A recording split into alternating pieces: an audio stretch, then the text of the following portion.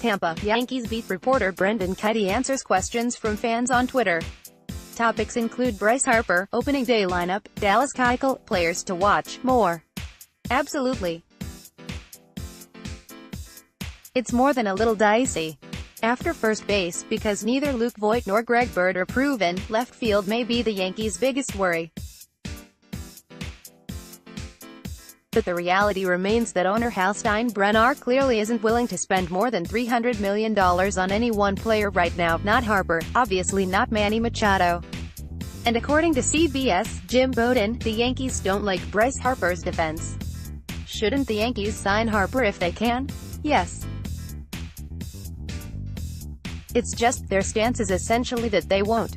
As for Ronald Torres, he'll do with the Twins what he did with the Yankees and have to win a utility infield role. Whether it happens is anyone's guess. This is tough. I'll pick neither.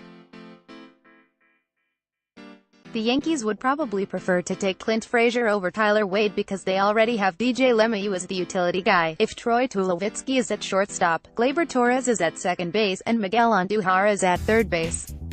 With CC Sabathia suspended for 5 games, the Yankees won't be able to replace him on the roster. Can't replace a player on the 25-man if he's suspended for an on-field incident. If the Yankees carry 13 pitchers, 5 starters, 8 relievers, I'm not sure how Frazier or Wade fits. Dallas Keuchel always makes sense, except there really isn't a spot for him.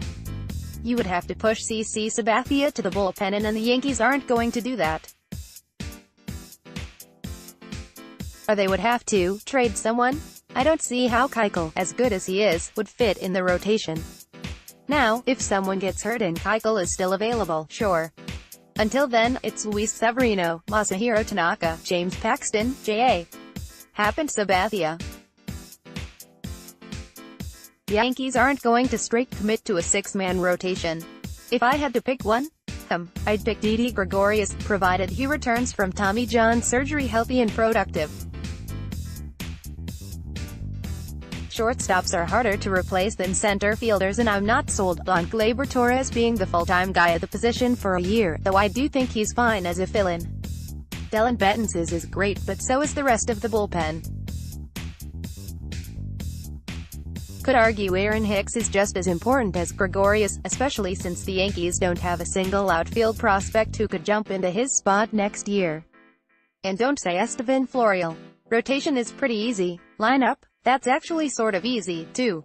Figure it looks like this against a righty. 1. Hicks, CF2. Judge, our F3. Stanton, DH4. Sanchez, C5. Torres, 2B6. Andujar, 3B7. Voit, 1B8. Gardner, LF9. Tulowitzki, SSVs, a lefty, 1. Hicks, CF2. Judge, our F3. Stanton, LF4. Sanchez, C5. Torres, 2B6. Andujar, DH7. Voit, 1B8. LeMahieu, 3B9. Tulowitzki, SS. Nobody is really talking about Tommy Kahnle right now, but if he looks like he did in 2017, he could be an all-star. And I think if the Yankees committed to Domingo German in relief, he'd be nasty, but they won't since he has one more option, and it's probably more valuable to have the starting rotation depth. I think if given the chance, German could pitch the 7th inning for some teams right now.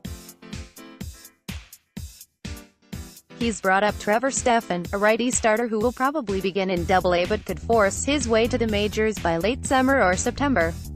Boone has talked about how strong Greg Bird looks, how healthy Aaron Judge seems. It's a little too early for the "who has impressed you so far" question, only because games haven't started yet. Brendan Keuchel may be reached at bkutty@advancemedia.com. Follow him on Twitter at brendankutting. Find NJ.com Yankees on Facebook.